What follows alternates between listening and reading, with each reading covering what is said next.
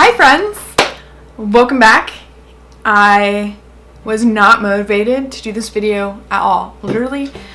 So Saturdays, Tim will take Claire and give me time to just work on whatever I need to work on, whether it's writing or making YouTube videos or editing or doing stuff with Loved Well. Normally it's a combination of all of them. And so I try on Saturdays to make sure I do a YouTube video, but I've been so just not motivated. I'm at my computer just like scrolling mindlessly on Pinterest and YouTube, and I realized you just gotta do this. So I just went upstairs and threw on my current favorite shirt and was like, you're making a YouTube video. And so the way I felt kind of wrote the YouTube video for today, and that is, what do I do when I do not feel motivated?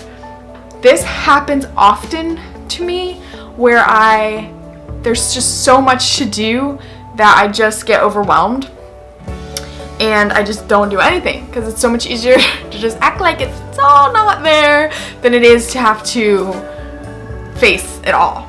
So last year I learned something about myself, and I believe that it was Holy Spirit led. I'm not big on personality tests. I think that they can be damaging to people. They can put people in a box. They can give someone an excuse for the way they're acting. And a lot of people, generally, not everybody, generally speaking, a lot of people want so badly to find out so much about themselves through these personality tests instead of basing who they are on the Lord and using personality tests to help them grow, to see areas of weakness. So it was kind of funny that just randomly I was introduced to the Enneagram, and I was like, at first, like, super eye roll. I'm like, oh my gosh, seriously? People are all like, oh my gosh, I'm a 3, oh my gosh, I'm a 9, oh my gosh, I'm an 8-wing, blah blah, whatever. I don't even know them all. And I was like, seriously? But I went ahead and read the book, and in the book there was like a key for me to help me grow in my life. And I really believe that if that book hadn't been able to put words to how I felt, that I might have never been able to identify that this was an area of weakness, how it was an area of weakness, and how I could grow. So I am a 9 on the Enneagram, wing 1.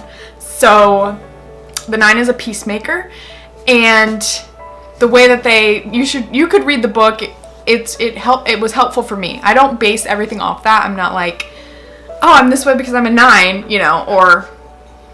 I try to just be who the Lord has me to be. One of the things that it said about 9s was that they self-forget, and like anger or things, because they so want to be at peace, have inner peace, that they self-forget. They don't suppress, they just act like things don't happen, and they're easily overwhelmed by lots of tasks. So I was like crying when I saw that, because I was like, that is so true. It is so true. Everything, usually when I'm like going through these moments of revelation, there's so many other sources that I'm suddenly listening to or seeing that are affirming what I am being taught about myself or about the Lord. And I heard a phrase, run into what overwhelms you, run into what scares you, run into all these things. And so I started to just say to myself, start running into what overwhelms you. Instead of forgetting it or avoiding it or escaping, run into it.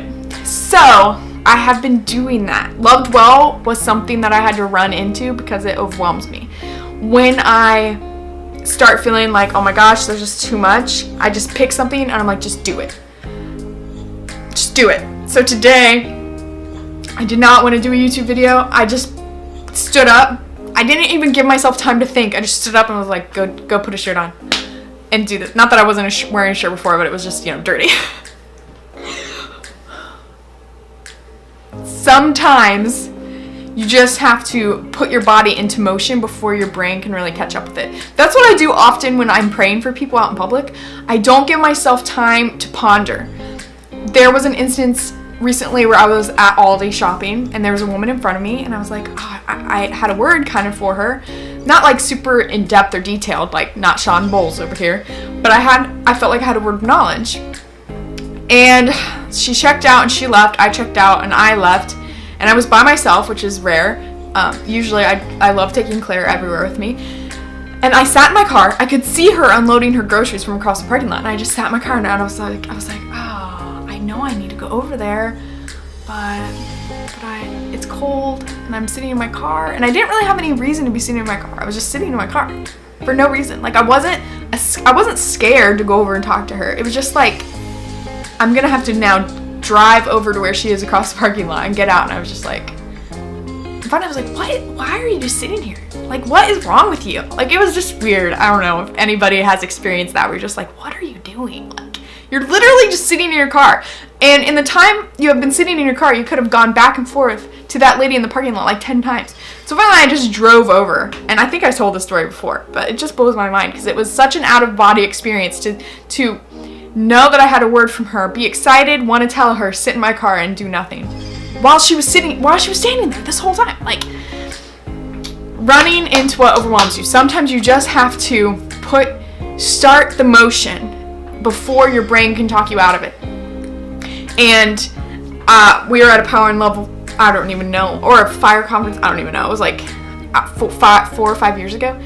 And one of the speakers said that you need to be in front of the fear. So as soon as you see someone and you know you're supposed to pray for them, go do it before fear starts to make you question yourself. So I put that how to motivate myself by just putting my body into motion. And I don't always succeed. It is still something that I'm working at. Sometimes I'm just like scrolling, I was just scrolling for like an hour, scrolling, doing nothing, not being productive. And for some people, they can be productive. Like they will end the day feeling miserable about themselves if they haven't been productive. I feel miserable about myself and haven't been productive either, but it's not because I didn't have time to be productive. Normally it's because I will do everything but the thing that I know I'm supposed to do. But that is beginning to change. The Lord used the revelation that I found in the Enneagram to help me grow in that area. And I felt like God wasn't telling me to base my life off the strengths and weaknesses of the Enneagram, but He did have a key for me. And I took that key and it has unlocked a empowerment that I know that where my weakness is, and I know how to combat that weakness. I'm gonna start working out 3 days a week. I just got my gym membership. So I asked Tim, I was like, please help me stay motivated, because it's so easy for me to lose sight of the why and the goal because I don't want to have to do the task.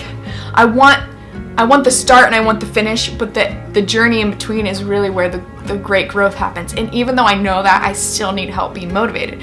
So I'm already on the problem solving of any unmotivation that I'm gonna have in this area. So I've already told Tim, please help me stay accountable, please help me stay motivated. Another way that I'm gonna do it is by putting my body into action so my mind doesn't lock me down before I get a chance to do it. And third, I really want to have the right reason and the right why for what I'm doing.